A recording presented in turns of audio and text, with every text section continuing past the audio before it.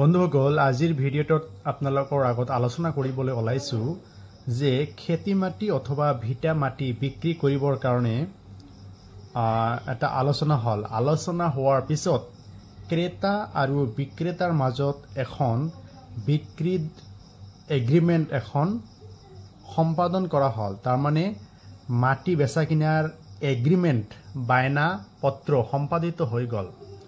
সম্পাদিত হোৱাৰ ফলত দেখা গল যে ক্ৰেতাই সম্পূৰ্ণ টকা এই বিক্ৰেতাক আদায় দি দিলে। গতিকে বিক্ৰেতাই সম্পূৰ্ণ টকা আদায় দিয়াৰ পিছত বিক্ৰেতাৰ এটা কাম হল যে মাটিখিনিৰ দলিল সম্পাদিত কৰি দিয়া। কিন্তু পৰৱৰ্তী সময়ত দেখা গল যে দলিল সম্পাদিত কৰিবলৈ অস্বীকাৰ কৰিলে এই বিক্ৰেতাই।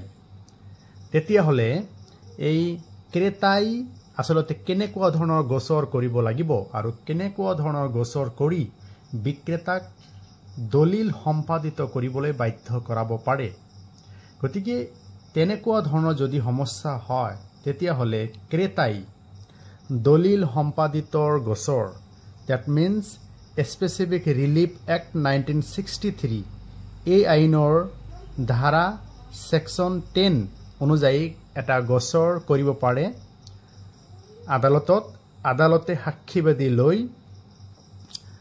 মাটি বেচা কিনাৰ এগ্ৰিমেন্ট বা চুক্তিনামা এইবোৰ পৰীক্ষা কৰি তাৰ পিছত ক্ৰেতা আৰু বিক্ৰেতাৰ জবানবন্দী বা লিখিত বয়ান সেইবোৰ পুংখানুপুংখভাৱে পৰীক্ষণ কৰাৰ পিছত বিক্ৰেতাক দলিল সম্পাদিত কৰিবলৈ বাধ্য কৰাব পাৰে as per Specific Relief Act 1963 ধাৰা বা সেকশন 10।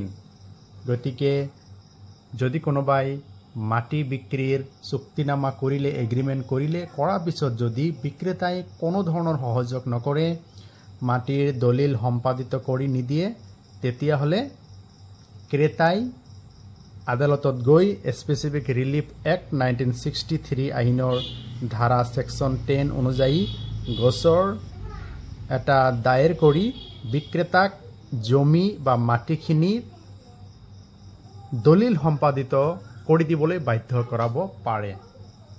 যদি ভিডিঅ'টো আপোনালোকৰ ভাল লাগে লাইক কমেন্ট আৰু শ্বেয়াৰ কৰিব।